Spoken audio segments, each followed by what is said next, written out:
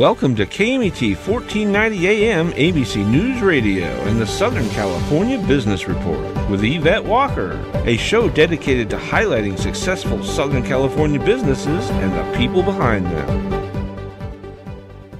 Welcome and thank you for joining Southern California Business Report on ABC News and Talks, KMET 1490 AM, 98.1 FM, and KMET TV. I'm Yvette Walker, live blasting our signal from the center of Southern California, serving a population of over 25 million. Get us crystal clear and on demand by downloading the free live streaming app on Google Play and the Apple App Store. As always, a huge shout out to the team. Mitch, Bill, and Sean, I love you guys, and to our special advisory committee that can be found at www.scbrtalk.com/advisory committee. Please visit them and learn all about our amazing leaders. All right, everybody, I have the tremendous honor to introduce Gregory Bradbard, President of the Hope Through Housing Foundation and National Corps' Senior Vice President of External Affairs. He has spent the last 2 decades as a community champion and nonprofit leader throughout Southern California. Greg is a passionate advocate for moving individuals from poverty to self-sufficiency. Under his leadership, Hope Through Housing has launched its Pathways to Economic Empowerment financial coaching initiative, deepened youth career readiness through Building Bright Futures, and expanded community leadership through the creation of regional executive leadership councils.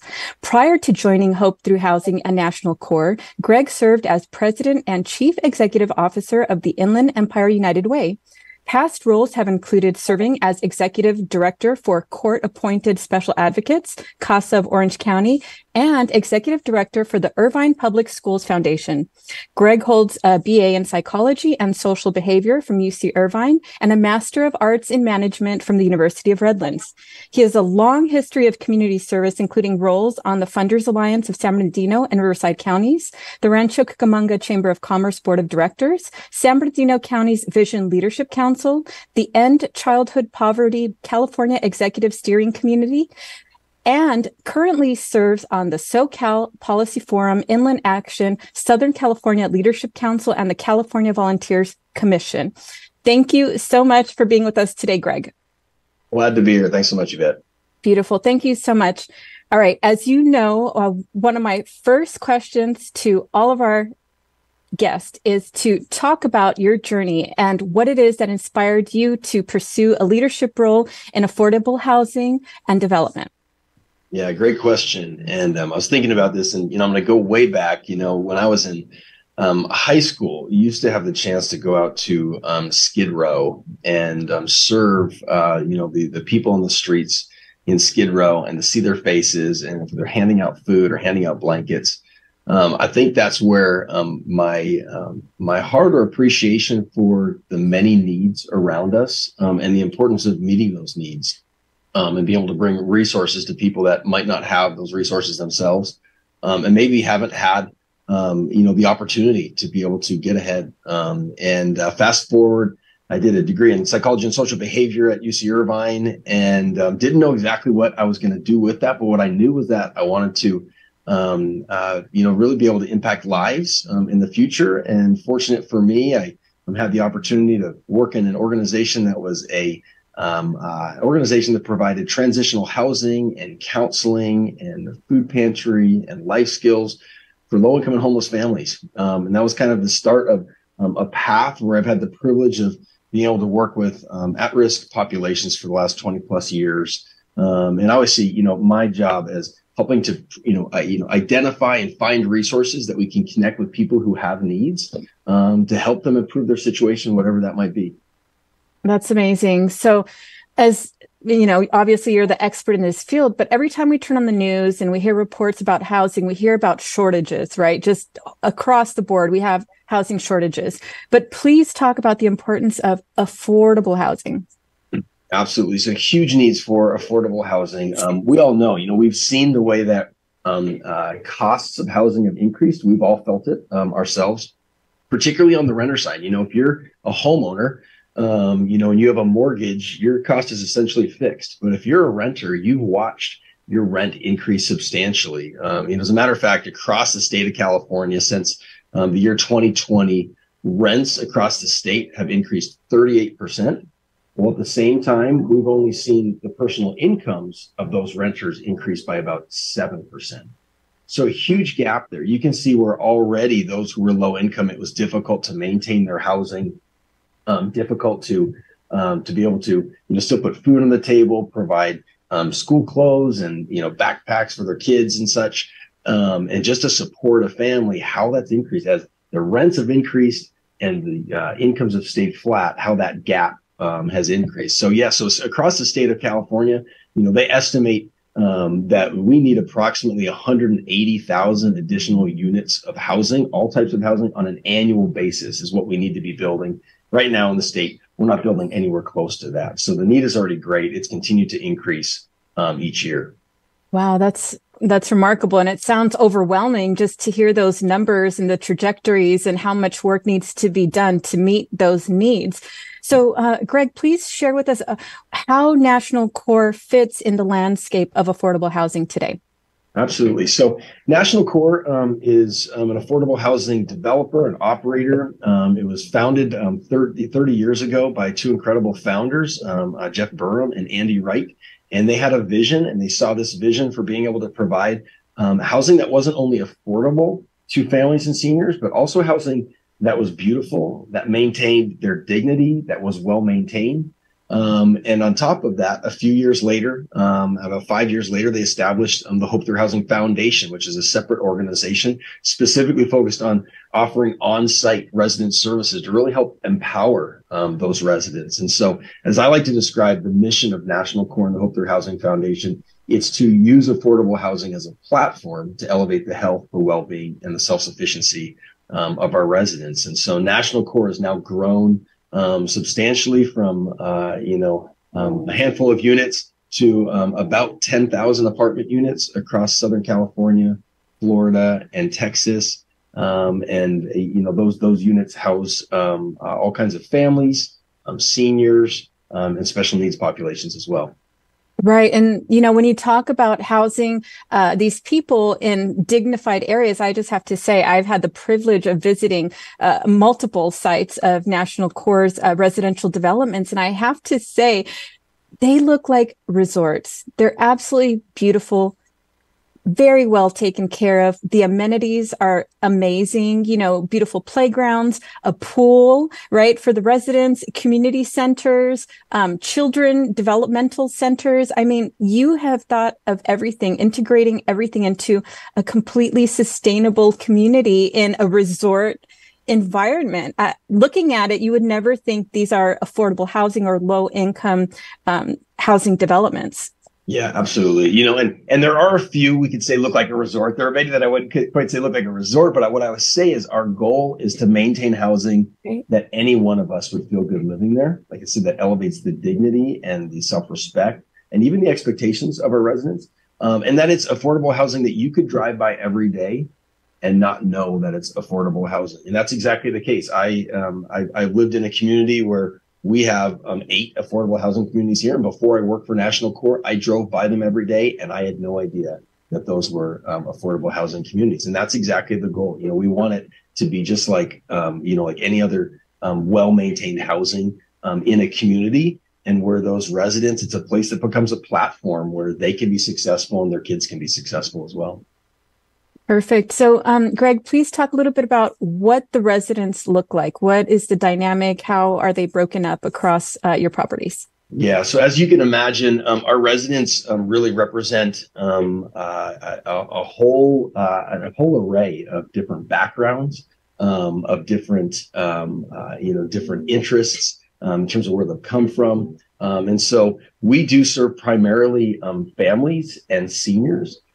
For our families, across all of our properties, you see the diversity on our properties, and it's beautiful. The ethnic diversity, the cultural diversity, male, female, ages. We have kids being born on our properties, and then we have residents who are in their 90s living on our properties. So it's really across the board. But the commonality, National Core being a nonprofit affordable housing operator. The commonality is that all of our residents are low income. All of them have faced difficulties in the past. If you look on our family properties, the great majority of our residents are a single parent, typically a single mom with a couple kids, simply trying to put food on the table, a roof over her kids' heads, and trying to provide an environment where her children can thrive and where they can do well in school and where they can be part of extracurricular activities, and they can then graduate and go on and be successful. And that's our goal for those individuals. For our seniors, they're all low-income seniors, which means that they're living on a fixed income. They're typically living on Social Security, don't have a lot of additional assets, which means even on a property where they are paying below market rent, and by the way, all of our residents do pay rent. This is not free housing. Everyone pays rent, which is based on their income level, essentially. Even with below market rent, they struggle to make ends meet. And so that's where they still struggle with basic needs that could be transportation, medical expenses, you name it. And then the last population I'll just point to is we do have many special needs populations as well. So that could be the formerly unhoused, so those coming off the streets who need housing. I can talk a little bit more about that later, as well as veterans, transition age youth coming out of the foster care system, and those with developmental disabilities as well. So wide array of residents across our properties. Wow. So please talk a little bit about some of those special programs that you offer within these properties. Yeah. So the Hope Through Housing Foundation, provides all the programs on our properties, and we have 4 different pillars that I'll kind of talk to you about. So, the first one is what we call Building Bright Futures. That's focused on our children, our youth. The goal there is to help those kids be successful long term. The second one is what we call Pathways to Economic Empowerment. That focuses on our adults and helping connect them with both employment and money management so that they can be successful economically. We then have a program we call Connections to Care, which focuses mostly on health and wellness for our seniors. And finally, Unlocking Opportunities, which is case management and more intensive services for those special needs populations. That's remarkable. So please talk a little bit more as a national core, as a developer, and some of its goals it has as you're preparing and you're meeting the needs of communities that need affordable housing. Sure. Yeah. So like we said, there are huge needs for affordable housing across the country, but particularly in California and in Southern California, the needs are huge. Fortunately, local governments and others, I think, are recognizing that need because we're seeing it hit people we know, friends, family. We also see, the homeless on the street and want them to be housed as well. So National Core has been an integral part of, that solution, partnering with cities across Southern California. As we speak, we have 14 new projects under construction. So we're constructing those units. Most of those projects are about 60 to 120 units that are being developed right now. And that's throughout Los Angeles, San Diego, Orange County, San Bernardino, and Riverside counties. And that's a combination of new senior housing, family housing, as well as a good number of what we call PSH units. And PSH stands for Permanent Supportive Housing, which are basically housing units specifically for those coming directly off the streets, where we provide them housing first to help them stabilize, but then wrap them with the case management, whether there's behavioral or mental health services, substance use services, counseling services, even independent living assistance as they're moving from the streets into a home or back into a home for the first time in a very long time to make sure that they're successful. And that's our goal, is to help with housing retention, essentially, or to help make sure that they can be successful in housing. Right. And I understand that, you've come up also with creative ways to acquire land and properties to develop some of these affordable housing communities. Please talk about some of the innovative techniques and methods you have been able to realize, in densely populated areas. Maybe there's not very much land to, build something, but you've come up with creative ways to overcome some of those barriers. Please talk about that. Yeah, so we've had, one of the things is we love to partner with others when we build projects, and we realize that we can't be successful without partnering with others. And so we partner with many cities, with county governments as well.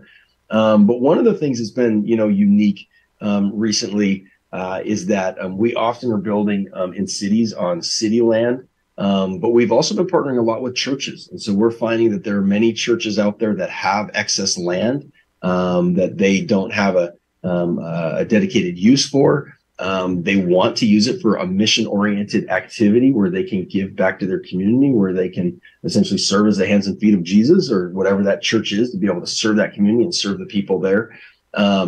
And realize that affordable housing is a way that they can do that. So we're actually partnering with many churches where they help provide that land, where we then can build that housing right on that site. There's great synergy with the churches as well, because those churches also then will help to support that resident population, where whether it's providing volunteers, it's providing in-kind support. Their congregation can help provide sometimes workshops, educational workshops for our residents.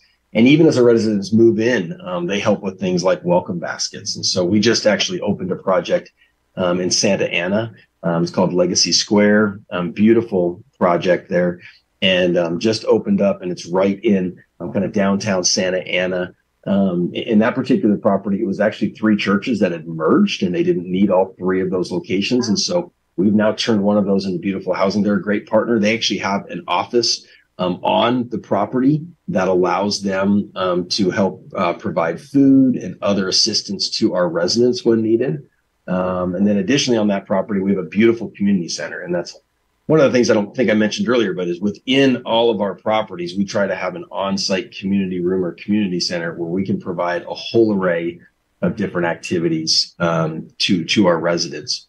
But I'll share one other type of kind of innovative housing. We also have partnerships many times in areas with housing authorities and others that have older housing that needs to be refurbished, essentially. And really, it's a community transformation project. And so we have a beautiful community transformation project that we've helped with in the community of San Bernardino. It was the former Waterman Gardens, which was old public housing, I think built in the 1940s. And by a few years ago, that housing was definitely in ill repair. The neighbor had a lot of drugs, crime, you name it. And then so we went in and have been able to essentially demolish what was there and build an entirely new community. It's beautiful. As you drive through the city of San Bernardino, there's nothing that looks like what we've developed. Like you said, it looked like luxury condos, if you will. Right. Yes. And it's amazing the difference that makes for that community. If I can share a real quick story, we had actually just opened the second phase of Arrowhead Grove, is what we call that neighborhood. And we had just celebrated the grand opening, and I was actually walking across the courtyard, and there were 2 women who were walking across the courtyard, and I said hello and introduced myself and asked if they were residents. And the younger woman said of her mother's, oh, my mom, lives here. And I said, how do you like it? And she said, I love it. And I said, where'd you live previously? And she pointed literally across the street, which were the old Waterman Gardens housing.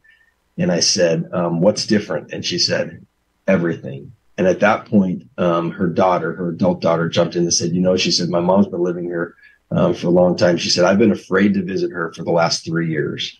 But she said, now that she's in these new apartments, she goes, I can come visit her every day. That is remarkable. And that leads me to my next question, which was, you talk about the partnerships that you developed on, private and public levels. Please talk about the feedback that you're getting from these partnerships, from these leaders in the community that see the work that you're doing in our communities. Yeah, it's amazing. We have great community partners. And what I'll tell you is, and you probably know this, that, many times when we start or propose a project in a new community, sometimes what we hear initially is a lot of fear, right? People don't necessarily, they're not necessarily comfortable with the idea of affordable housing. I think it doesn't have the most positive reputation from the past.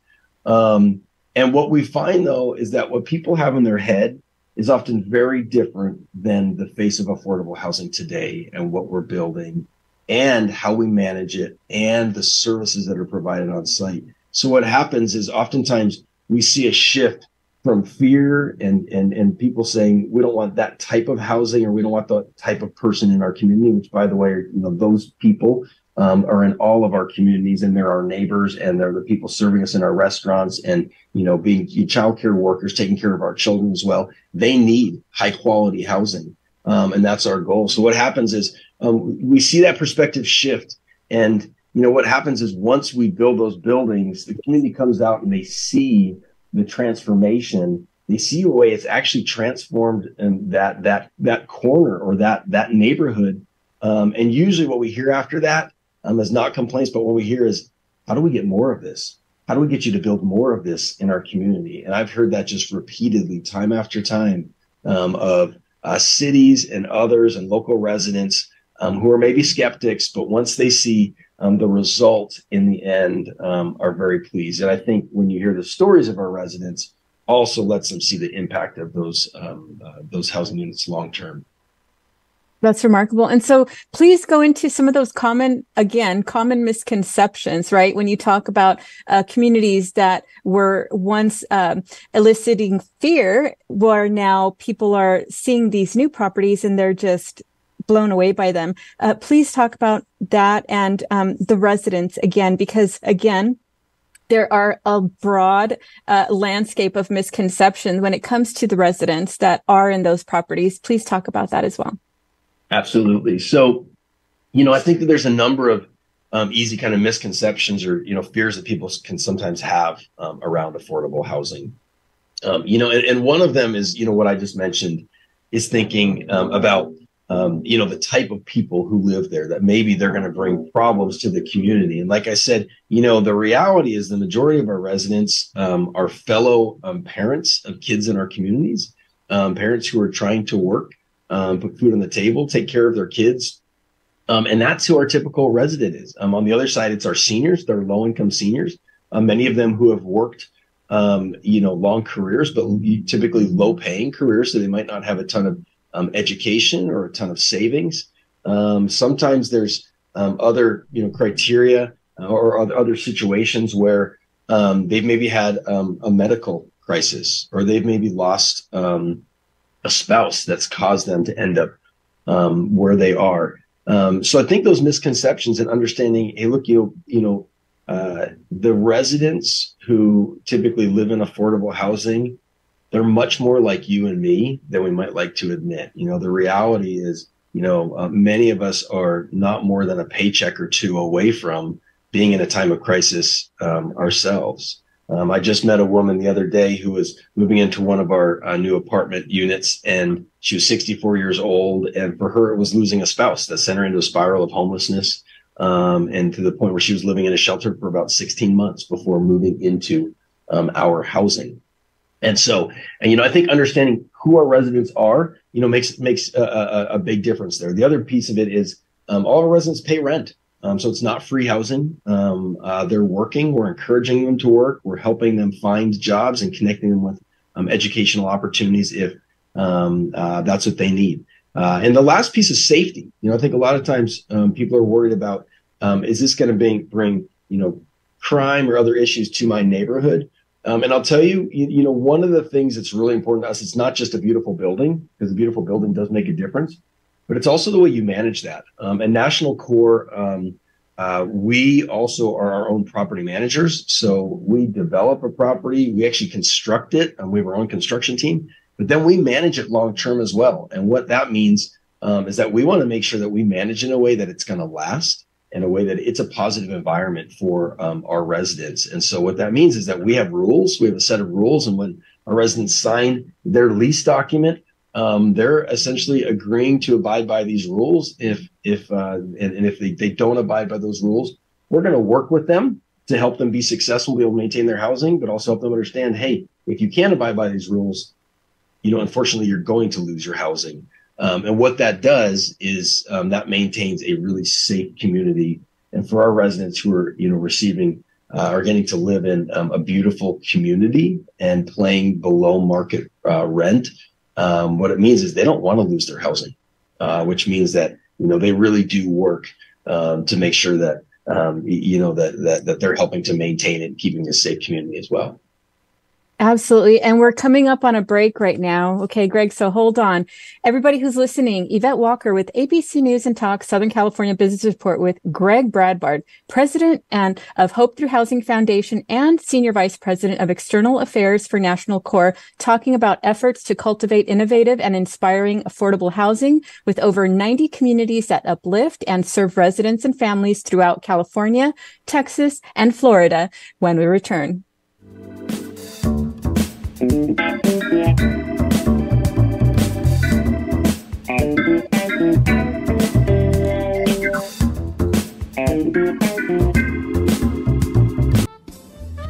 Hi, Ray Lance from the Diamond Center in the Claremont Village here.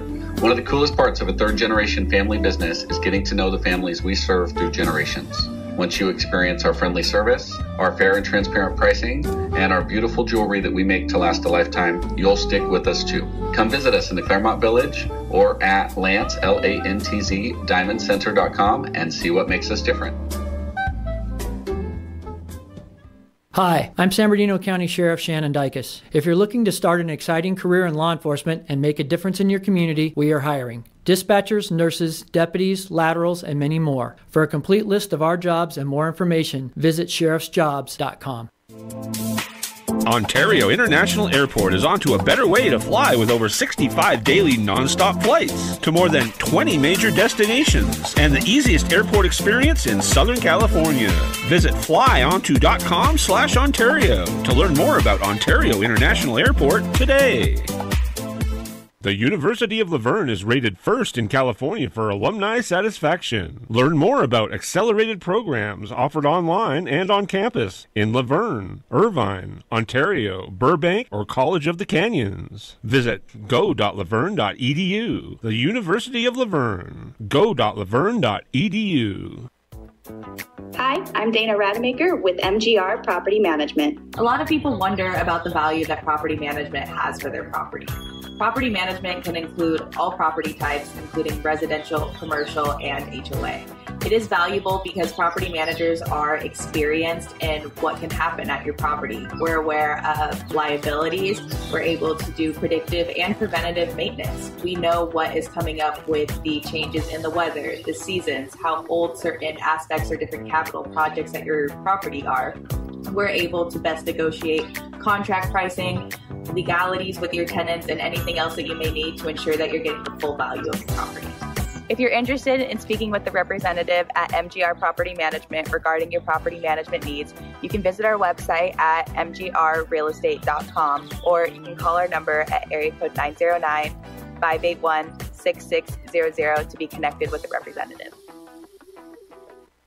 Cal State San Bernardino is home to the only school of entrepreneurship in California. With globally ranked degree programs, you can start your journey today to become a successful entrepreneur. Learn more and connect at entre.csusb.edu.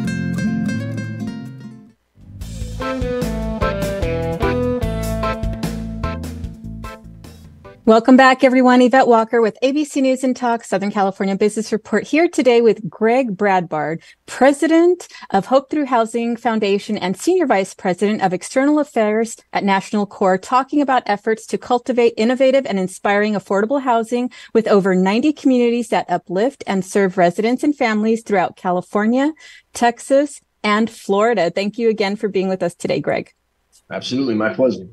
Beautiful. So prior to the break, we were talking about National Corps, the developments, some of the framework that distinguishes it from the traditional affordable housing communities we've seen of the past, which is a complete 180 from what we're used to seeing, right, growing up. Please talk a little bit more about the stories that you're seeing come from these communities that you serve. Absolutely. The stories are, they're far and wide, but I'll share, on our family properties, one of our major goals is to help support our kids on those properties. And what we want to make sure is that those kids have the tools, the guidance, the resources that they need so that they can be successful. They can go on, get the college or career skills they need so that ultimately they are able to earn a living wage, support their family, and they don't need our help in the next generation. And probably one of the most fulfilling things for me is when we see those kids who have grown up on our properties, who have been part of our after-school programs, become the first in their family to graduate and go off to college. And those stories are many. We have many kids heading off to college. But then some of those kids who we get to see, not only them heading off to college, but seeing them graduating from college and moving on. There was actually one young woman who was part of one of our properties and through our staff applied for college and got in and headed off, and she pursued a geology degree. She fell in love with geology. She became the president of the geology club. She then graduated and got to do an internship at some great places. And then she decided she wanted to do a PhD. And so she just recently wrote us a letter telling us she wanted to pursue a PhD. And so she applied to some incredible schools, Johns Hopkins, Harvard, and one other. Turns out she was accepted to all three of those schools. And She's now pursuing a PhD at Harvard University.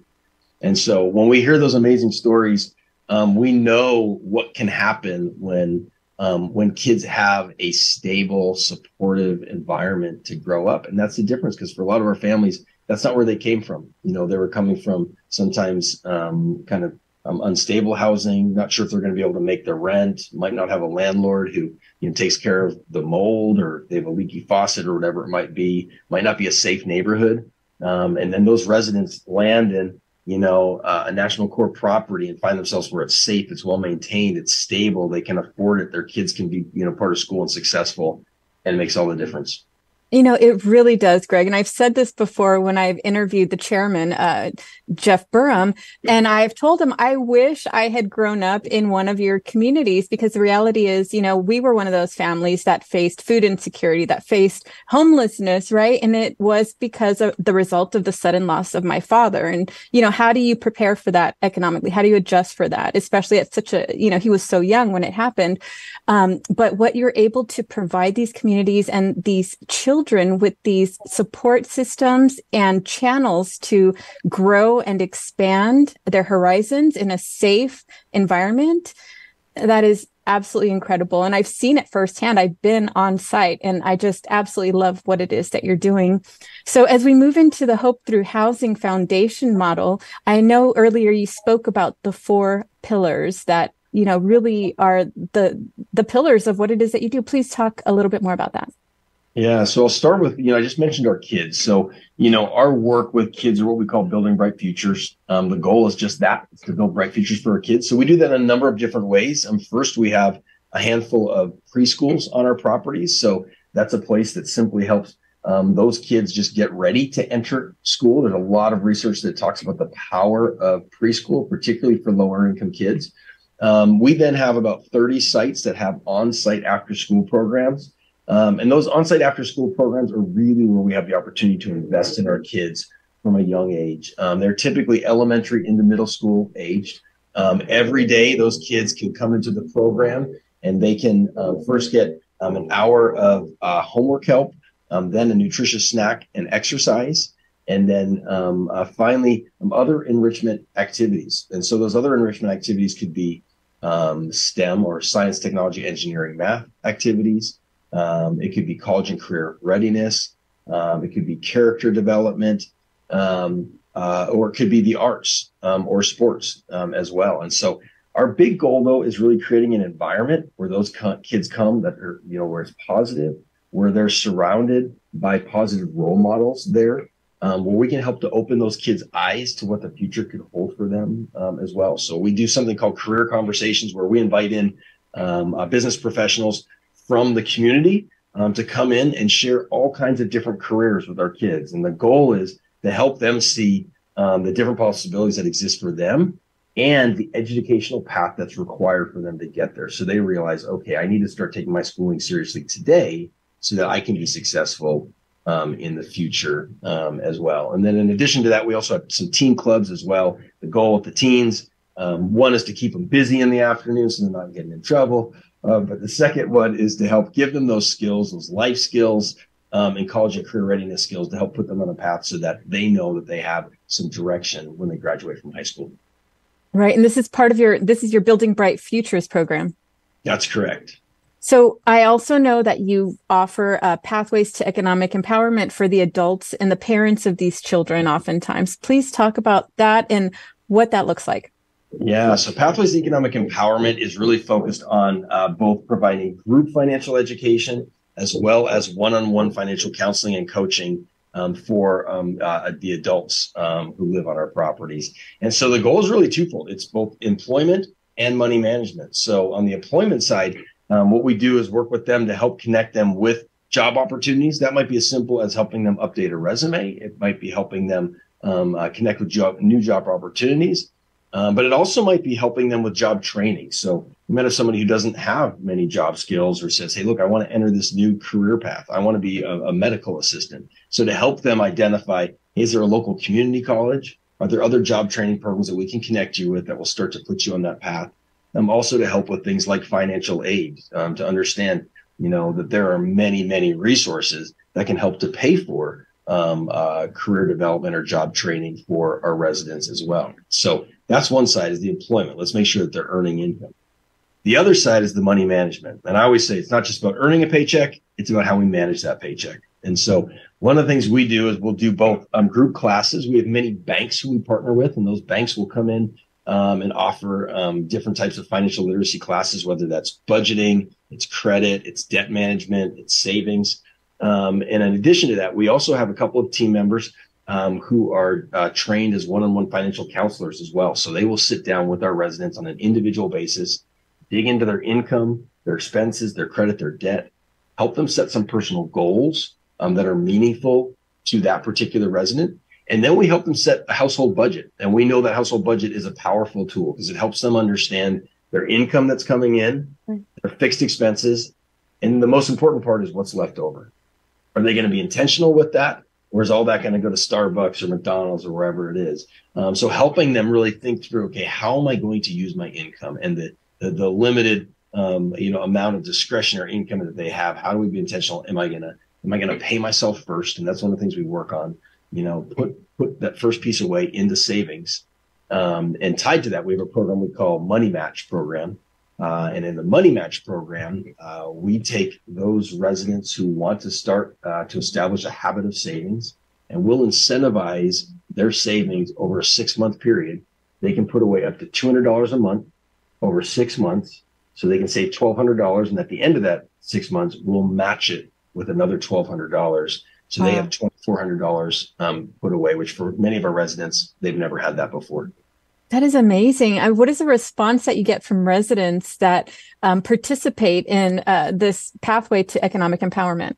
Yeah, it's amazing. And particularly for those who go through that Money Match program, what we hear consistently, and we do graduation ceremonies at the end, and we give them a big check, to celebrate the money that they've saved in that match. What I hear repeatedly is, people who are in their 40s, 50s, 60s say, I've never saved in my life. I never thought I could save. It was always hand to mouth. Whatever came in went right back out on a monthly basis. But I've now learned through the financial coaching that I can save and that it feels really good. Because what happens is they build that emergency savings and they feel that, they have that buffer. So now, right. It's there. I ran into one of our residents recently, actually, who had gone through this program. And I asked her, I said, so are you still saving? And she said, no. Well, yes. And I said, well, what's the answer? And she said, well, I was saving. And she said, but then I came on a hard time. I had a car accident, actually. And she said, I had to use some of it. And I looked at her and I said, but that's exactly the purpose, right? That's exactly the idea, is that you're saving until that time where you have to use some of it. And she actually jumped in and she said, as soon as I'm able to, she said, I'm going to start saving again. So it's that idea of put it away while you can so that emergency buffer is there. And then, it's there to help her family when needed. Right. That's remarkable. And so I also know you offer a program that gives access to care for your residents. Please talk about that. Yeah. So Connections to Care is focused on our seniors. So these are all older adults who are living on our properties. And the goal with our seniors is really to make sure that they are able to live on their own independently as long as possible. Our goal is to keep them out of the hospital, to keep them out of assisted living homes, to give them the chance to live independently as long as they can. And so for us, that means it's a strong focus on health and wellness. that begins with basic needs. And so you might know the concept of the social determinants of health, which basically says in order for us to be healthy physically and mentally, we have these other social needs that need to be met. And the first one is housing, right? So making sure that they have stable housing. Secondly, that they have medical, they have healthcare, and they're connected with the healthcare that they need. That they have the food that they need. They're able to afford medications. They have transportation to get to, medical appointments or to the grocery store. And our role is not to provide all those things directly. Oftentimes our role is just being the connector. So we're connecting our residents' needs with the resources that exist in the community to make sure that all of their needs are met. And so on our properties, for our seniors, we also do on-site fitness programs. So we have a couple fitness instructors who come on site, and they do stretching and different fitness activities with them. We'll also do a nutritious cooking as well. So teaching them to cook, and sometimes nutritious cooking on a budget as well. How do you do that? How do you eat well? And I'll tell you, the last one, which is probably right now a really important one, but is also what we do a lot of, it's social activities. But we know that social activities are also mental health activities. Right. You've probably seen the U.S. Surgeon General recently came out with a report that declared America's greatest health crisis this year being loneliness. Right. And we know for our seniors that is real. We're battling isolation, depression, and dementia. And the best thing we can do is get them out of their apartments, interacting together, part of those social activities. And through that, we're building into their mental wellness as well. Absolutely, because as you mentioned, all these studies show and prove that those social interaction for seniors helps to stave off, dementia and Alzheimer's and depression and all of the things that can lead to the decline of their health. So what it is that you're doing is just absolutely phenomenal. And what are you hearing from residents that get to experience this connections to care? Yeah, no, they love the fact that right in their community, they have the opportunity to connect with one another. They have the opportunity to be part of, fitness programs, the social activities. It's funny. One of our most popular activities, not sophisticated, it's bingo, right? But the nice thing about bingo is they come down, they interact, they build relationships. You have to be listening and paying attention. You don't miss B9, when they call it. Right. So bingo's an exciting activity, a fun activity. But for our residents, they truly appreciate that. And I'll tell you, something that's interesting is that many times myself and others who have parents who have, some resources and wouldn't qualify for our low-income housing, look at what we do and say, man, I wish that my parents could have the same thing. And it's absolutely true. That's a whole nother conversation. But they're, I think, what I call the missing middle, those folks who have made a decent living, but some of the assisted living or senior living places that do provide that stimulation are so expensive, right. They are not affordable as well. So I really think that what we're offering to our residents many times is something that, not just low-income residents could really benefit from. It sounds to me like such a godsend. It's an absolute gift for those communities. Greg, please talk about unlocking opportunities. That's another segment of Hope Through Housing Foundation. Yeah, so unlocking opportunities refers to our work with special needs populations. And so that includes a few different populations. I mentioned veterans, transition age youth coming out of the foster care system, those with developmental disabilities, as well as formerly unhoused residents or those coming off the streets. And so many of our new properties that we're building right now have units set aside specifically for those coming off the streets. And as you can imagine, there are definitely greater needs among that population, definitely greater sometimes mental health needs, definitely life skills needs. And so our goal is to surround them with the support they need to make sure that they can be successful in their housing. And so the Hope Through Housing team provides some of that, but we also partner with a number of other agencies. We work with a number of county departments of behavioral health. We also have some other nonprofit organizations that are more kind of traditional homeless serving nonprofits. And our goal is to partner with them to provide the intensive case management, which means that each one of those residents has somebody who is connecting with them that has a case plan and is kind of, outlined, what they need, the different types of services and supports they need in order to be successful. And that's the starting point. But I'll tell you, the other side of it is, when those residents struggle, what do we do? And the answer is there's a whole team of folks to respond and say, hey, how do we best support this individual to make sure that they're successful and they don't lose their housing? And we have a number of different ways of doing that. Right, because when we look at our communities today, right, the landscape shows and studies show that a lot of the people that unfortunately end up in the streets or end up being addicted to substances are those that have,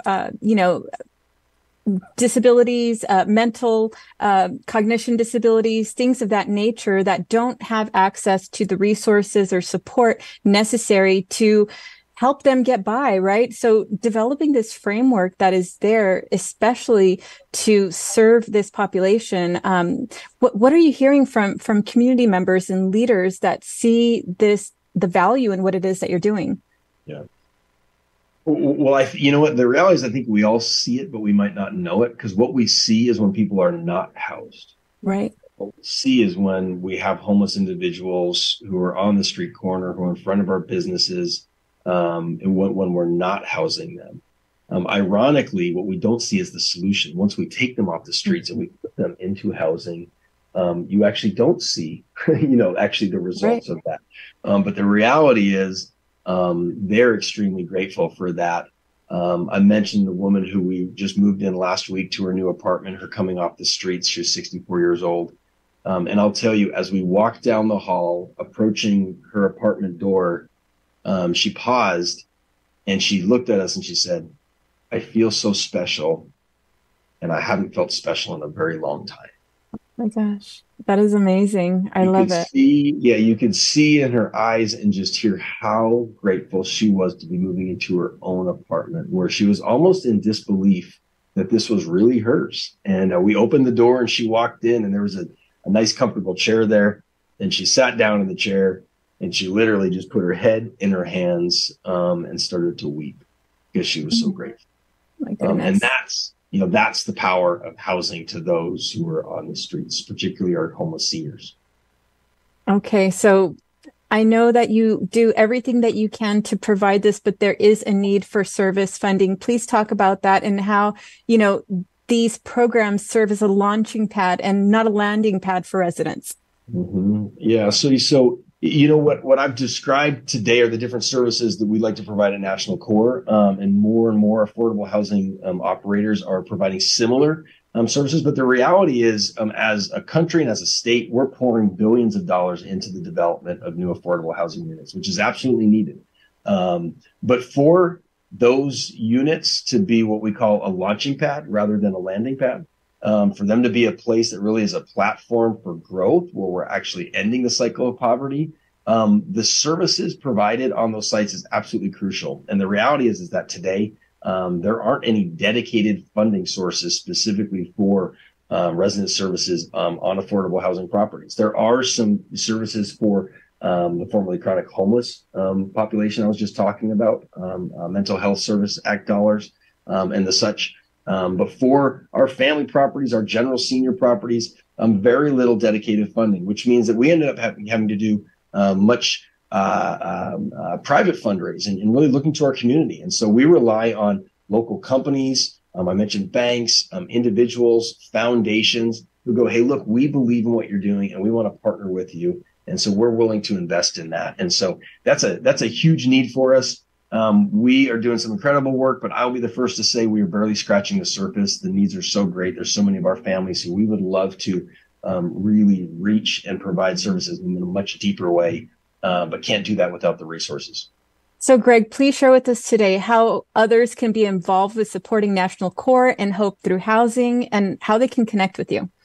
Yeah, so there's a couple different ways. One is through volunteerism. So we always need great volunteers to support what we're doing, whether that's in our after-school programs, if that's coming out to do the career conversations that I mentioned, if it's supporting when we do events. So we do big back-to-school events and holiday events for our families and our seniors.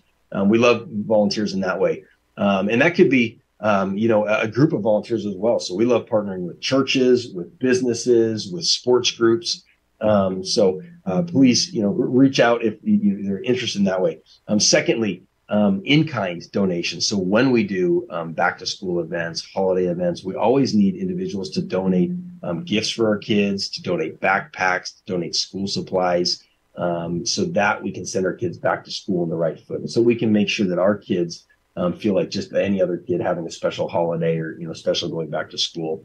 And then finally, we do offer, we have a number of fundraising events and other opportunities for people just to contribute financially, because at the end of the day, none of this work happens without the finances behind it. We are, I would say, an organization like us, we are people investing in people. And that means that our greatest cost are our staff members who show up every single day to invest their lives in our residents. And for us to continue to expand that army of staff members, it takes, those dollars to make that happen. Wow, that's remarkable. And so where can people go to find you? Yeah, so www.htHF.org. That's as in Hope Through Housing Foundation.org. So again, www.htHF.org if you want to volunteer or donate. And then on the National Core side, if anybody's listening who needs housing or has a loved one who needs housing, take a look at our website, which is www.nationalcore.org, nationalcore.org. Beautiful. Thank you so much for your work. Thank you for your vision. Thank you for your efforts and your enthusiasm for serving the communities to uplift and inspire complete generations. Thank you so much. Yeah, great. Thank you so much, Yvette. Yeah, pleasure being here. And we actually have an upcoming gala and golf tournament. If anybody's interested, check out that same website. We'd love to meet you and have you come out and join us. Absolutely. Thank you so much for that, Greg. All right, everybody listening, don't forget to find us on Facebook, YouTube, LinkedIn, and Instagram. Again, check us out on scbrtalk.com. Our hearts are with Maui, whose families, businesses, and critical infrastructure has been devastated. District Governor Mark Merriam of Rotary District 5000 is appealing and coordinating efforts to help those in need. Please visit www.facebook.com/Rotary Clubs of Maui for more information and ways you can help. Are you a soccer player that is 18 and over? Mark your calendar. Now is your chance to make your dream of becoming an Empire Striker come true through 2 rounds of tryouts. The first one is gone by, but there's still a second weekend on Saturday, October 7th from 2 to 5 p.m. and Sunday, October 8th from 10 a.m. to 1 p.m. The tryout venue is the Shui Family YMCA located at 1150 East Foothill Boulevard in Upland. Tryout registration cost is $100. Visit theempirestrikers.com for more information. Don't miss my interview with John Chapman, who joined San Antonio Regional Hospital as Chief Operating Officer in October of 2018 and was appointed President and Chief Executive Officer in May 2020. He is a microbiologist by training and previously served as Chief Operations Administrative Officer at Highland Hospital in Oakland, California. He also led the clinical and support services for Alameda Health System in Northern California. Next week, we will have Jennifer Oglesby, an esteemed figure in the field of developmental care, a dedicated champion of individuals with disabilities and a beacon of hope for our community. With an impressive legacy spanning over 22 years, Jennifer has dedicated her career to servicing individuals with disabilities, creating specialized residential facilities for those with developmental disabilities, and spearheading the development of specialized facility for individuals struggling with substance abuse. You do not want to miss it. We will see you next week.